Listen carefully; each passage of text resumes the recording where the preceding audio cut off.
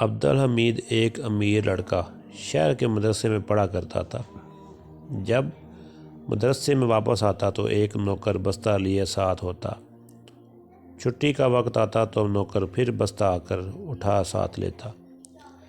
اسی مدرسے کے لڑکوں میں ایک دانش مند غریب لڑکا سب سے زیادہ ہوشیار اور محنتی تھا۔ یہ ہمیشہ آپ بھی ستھرا رہتا، کتابیں بھی اجلی اور صاف ستھری، قلم دوات، پنسل، سلیٹ، کاپیاں سب ٹھیک ٹھاک رکھتا اور سبق بھی خوب یاد کر لیتا۔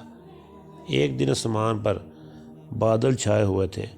ماسٹر صاحب نے وقت سے پہلے 1 گھنٹہ چھٹی دے دی کہ مینا برسنے لگے تو لڑکوں کا گھر جانا مشکل ہو جائے گا۔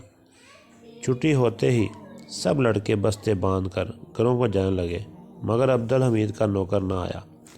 اس نے دانش مندی کے ساتھ باتیں شروع کر دیں کہ ذرا دیر گزر جاؤ تو نوکر آ جائے۔ عبدالحمید نے کہا، بھائی دانش مند، نوکر لوگ بڑے کام کے چور ہوتے ہیں۔ دیکھو ہمارے 3 نوکر ہیں اور سب جانتے ہیں کہ مینا کے اندر ذرا پہلے ہی چھٹی ہو جاتی ہے، مگر ان میں سے اب تک کوئی اب نہیں آیا۔ دانش مند بولا، سیٹھ صاحب، کرائے کے نوکر سب ایسے ہی ہوا کرتے ہیں، مگر اصلی نوکر کبھی سستی نہیں کرتے۔ دیکھیے میرے 10 نوکر ہیں اور یہ سب کے سب میرے اشارے پر کام کرتے ہیں۔ یہ سن کر عبدالحمید سوچ میں پڑ گیا، کیونکہ وہ دانش مند کو جھوٹا بھی نہ جانتا تھا اور نہ کبھی اس نے اس کا کوئی نوکر ہی دیکھا تھا۔ حیران ہو کر پوچھا، تمہارے نوکر میں تو کبھی نہیں دیکھے؟